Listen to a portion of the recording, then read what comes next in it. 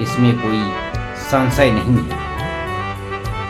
शिव पुराण की कथा सुनने से जैसे चित्त शुद्ध होती है, वैसे ही दूसरे उपायों से चित्त शुद्धि नहीं होती है। जैसे दर्पण साफ करने पर निर्मल और स्वच्छ हो जाता है, उसी प्रकार से शिव पुराण की कथा से चित्त अत्यंत शुद्ध हो जाता है, इसमें संशय नहीं है। और मनुष्यों के शुद्ध चित्त में जगदम्बा पार्वती सहित भगवान शिव विराजमान रहते हैं। वो सदा शुद्धात्मा पुरुष सांब सदाशिव के पद को प्राप्त होता है। इस उत्तम कथा का श्रवण समस्त मनुष्यों के लिए कल्याण का बीज है।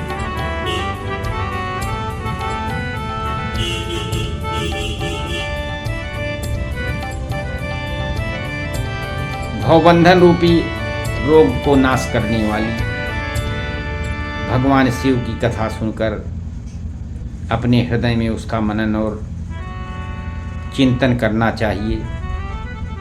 संपूर्ण चित्त शुद्धि हो जाती है और चित्त के शुद्ध होने से महेश्वर में भक्ति और अपने दोनों पुत्रों ज्ञान और वैराग्य के साथ निश्चय ही प्रकट होती है।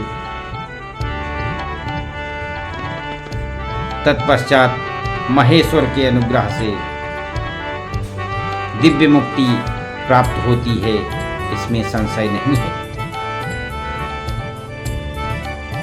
जो मुक्ति से वंचित हैं उन्हें पशु समझना चाहिए, क्योंकि उनका चित्त माया के बंधन से आसक्त है। वह निश्चय ही संसार बंधन से मुक्त नहीं हो पाता है। विषयों में मन को जो हटा लेता है और भक्ति भाव से भगवान शंकर की परम कथा को सुनता है, परमात्मा शंकर की इस कथा को सुनने से चित्त की शुद्धि होती है और इससे मोक्ष की प्राप्ति हो जाती है। श्रेष्ठ शिव भक्त ब्राह्मण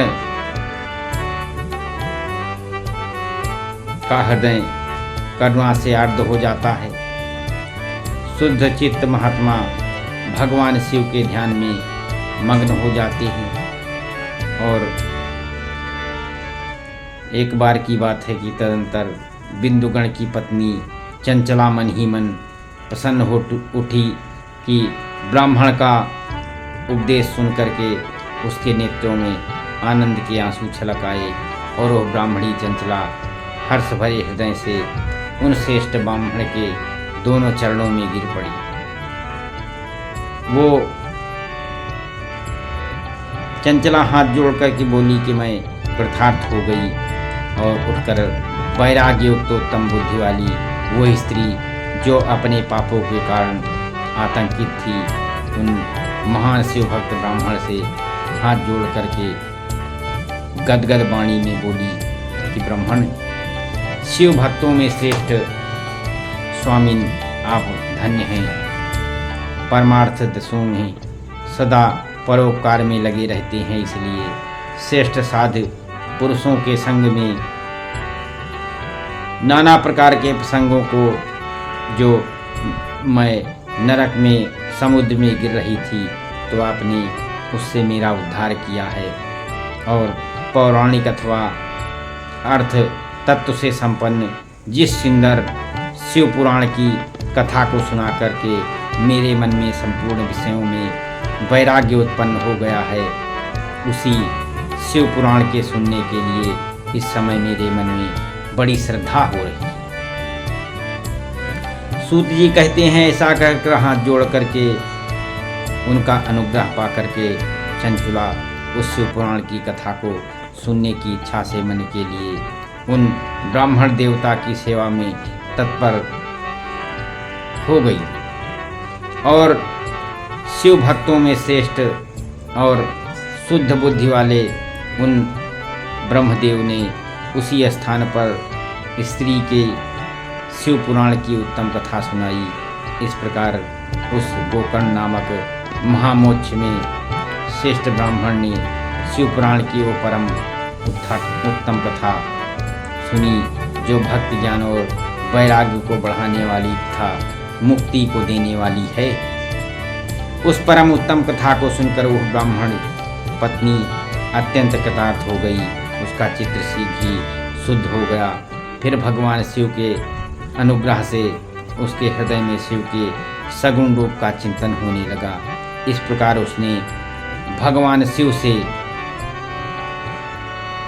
रहने वाली उत्तम बुद्धि को पाकर के शिव के सच्चिदानंद स्वरूप को बारंबार चिंतन किया।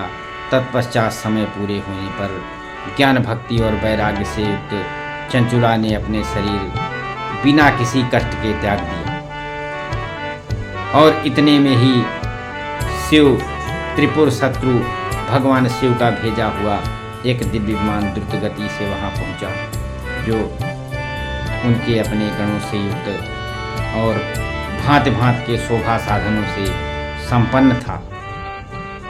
चंचुला उस विमान पर आरूढ़ हुई और भगवान शिव के श्रेष्ठ पार्षदों से तत्काल शिवपुरी में लेकर के उसको गए और उसके सारे पाप धुल गए। वो दिव्य स्वरूपिणी दिव्यांगना हो गई। उसके दिव्य अवयव उसकी शोभा बढ़ाते थे और मस्तक पर अर्धचंद्र का मुकुट धारण किए वह गौरांगी देवी शोभाशाली दिव्य आभूषणों से विभूषित थी। शिवपुरी में पहुंचकर उसने सनातन देवता त्रिनेत्रधारी महादेव जी को देखा और सभी मुख्य मुख्य देवता उनकी सेवा में खड़े थे। गणेश, भृंगी, नंदीश्वर तथा वीरभद्रेश्वर आदि उनकी सेवा में उत्तम भक्तिभाव से उपस्थित थे और उनकी अग्निकांति करोड़ों सूर्यों के समान प्रकाशित हो रही। मस्तक पर अर्धचंद्राकार मुकुट शोभा देता था।